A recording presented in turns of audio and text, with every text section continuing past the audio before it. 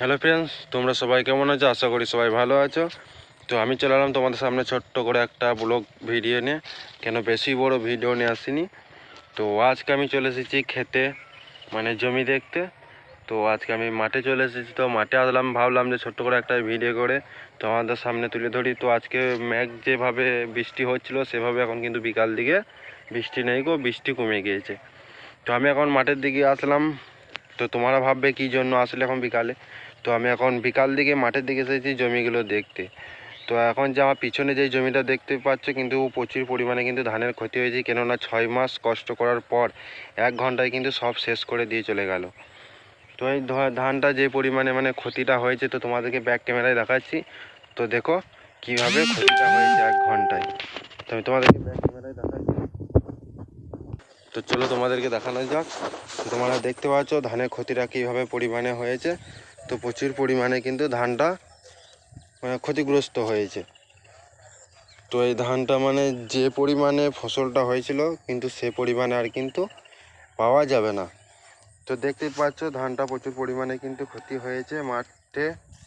তো এখানে মানে যে পরিমাণে ধানটা কিন্তু পাশেরটা সব মানে শুয়ে গিয়েছে ধানগুলো, মানে এত পরিমাণে বৃষ্টিটা হয়েছে 1 ঘন্টার মধ্যে। যেই মানে হাওয়াটা যেটা দিয়েছে সেইটা কারণে কিন্তু ধানটা কিন্তু পড়ে গিয়েছে। মানে বৃষ্টি হলে অসুবিধা ছিল না, কেন হাওয়াটা কারণে, ঝড়টা কারণে ধানের ক্ষতিটা হয়েছে। তো প্রচুর পরিমাণে ক্ষতিটা হয়েছে। তো তোমরা আশা করি দেখতে পেয়েছো কি পাওনি সেটা কিন্তু আমি বুঝতে পারছি না। তো আমি তো আর একবার ভালো করে তোমাদেরকে দেখাচ্ছি। আর এই ভুঁইটা হয়েছিল, এটা কিন্তু আছে কেটে নেওয়া হয়েছে, কেটে নিয়ে কি করা হয়েছে, রাখা হয়েছে এখানে। তো কিছু রাখা হয়েছে, কিছু বাড়ি নিয়ে যাওয়া হয়েছে। তো যে পরিমাণে মানে চাষিদের যে পরিমাণে ক্ষতিটা হচ্ছে, সেটা কিন্তু ক্ষতিগ্রস্তটা অনেকই হচ্ছে।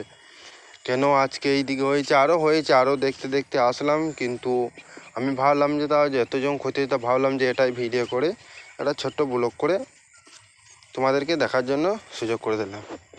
তো সবাই বলবে কেন ভাই এটা তোমার ছাড়ার বা কী দরকার, বা ভিডিও কিসের জন্য করেছো। আমি তাদেরকে বলতে চাই যে ভিডিওটা করেছি কারণ হচ্ছে যে যেহেতু এটা ভাই চাষিরা যদি না থাকে কিন্তু কেউ কিন্তু একটা খেতে পাবে না। ভাত চাল এগুলো কিন্তু পাওয়া অসম্ভব ব্যাপার। তো তো আজকে চাষিরা আছে বলে আজকে অনেকই মানুষ টিকে আছে। চাষিরা যদি চাষ না করে, তাহলে কিন্তু আমাদের রুচিটা থাকবে না। কেন আজ আমাদের হচ্ছে এর উপরেই নির্ভর, কিন্তু এটার উপরেই নির্ভর, আমরা কিন্তু এটার উপরেই নির্ভর করে চলি কিন্তু, বুঝতে পেরেছ? আমি আদার্স ওয়েস্ট বেঙ্গলে কথা বলছি, কেন ওয়েস্ট বেঙ্গলে মানুষ বেশিরভাগই ভাত খায়, আদার্স বাইরে বেশিরভাগ কম। কেন ওয়েস্ট বেঙ্গলের কথাটা কী জন্য বলছে একটা মাথায় রাখবে। ওয়েস্ট বেঙ্গলে মানুষ হচ্ছে 3 বেলা ভাত খায়, কেউ 4 বেলাও খায়, কেউ সকাল 9টার দিকে, 1টার দিকে, আবার রাত্রে আছে বিকাল দিকেও খেয়ে নেয় কেউ, বুঝতে পেরেছ? আমরা হচ্ছি বাঙালি, আমরা রাতে ভাত না পেলে আমাদের যান আনচান আনচান করে, মানে ভেতরটা কেমন হয়, আর ভাত পেলেই সব খুশি।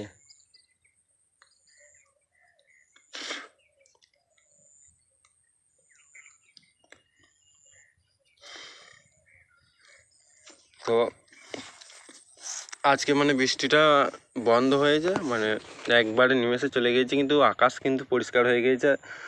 সূর্যর কিন্তু রোশনিটা এখন ভালো দিয়েছে, দেখতেই পাচ্ছ একবারে ঝকমকো ঝাঁকালাকা করছে সব একবারে চারিদিকে। তো দেখতেই পাচ্ছ কতটা পরিমাণে দিয়েছে।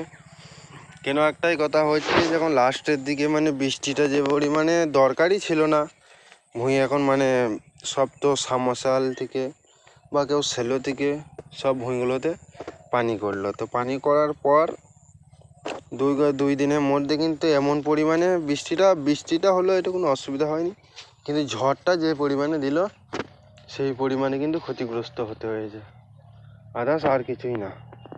এই ক্ষতিগ্রস্ত মানুষের অনেকটাই পরিমাণে কিন্তু ক্ষতি হয়েছে। তো ক্ষতি হওয়ার কারণে হচ্ছে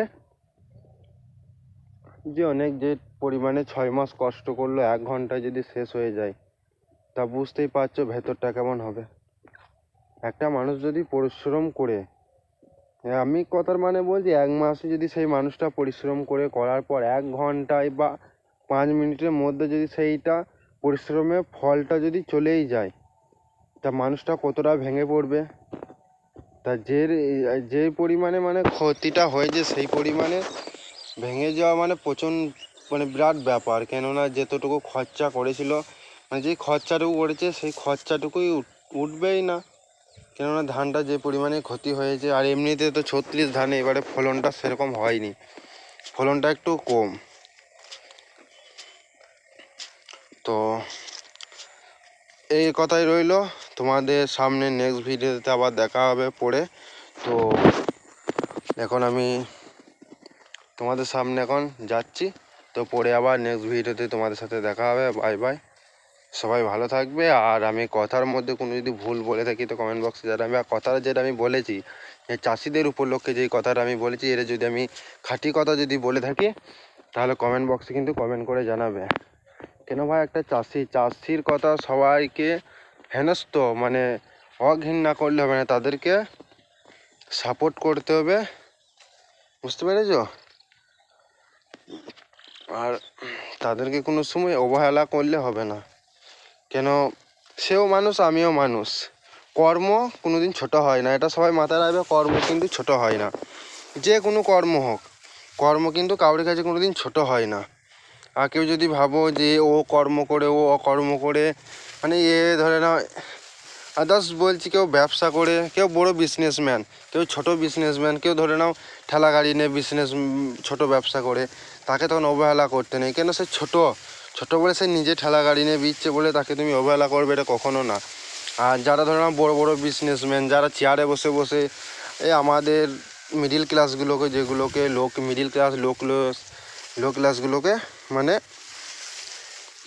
মেহনত করাবে, কিন্তু নিজে হাই ক্লাসে চেয়ারে বসে থাকবে, তো এগুলো করা উচিত নয়। কেননা সবাই মানুষ, সবাই কাছে সবারই কর্ম সমান, কর্মকে কোনো দিন অবহেলা করতে নেই। সেই কর্মটা কারণেই কিন্তু আজকে মানুষের পেটে হাতটা মানে মুখে উঠছে। তো আর কিছু বলবো না, তোমাদের সামনে পরে আবার নেক্সট ভিডিওয় দেখা হবে। তো আমি এখন যাচ্ছি, তো আবার তোমাদের সামনে একটা ছোট্ট ব্লগ নিয়ে পরে আবার আসবো, দেখা হবে। বাই বাই, এই পর্যন্ত সমাপ্ত রইল।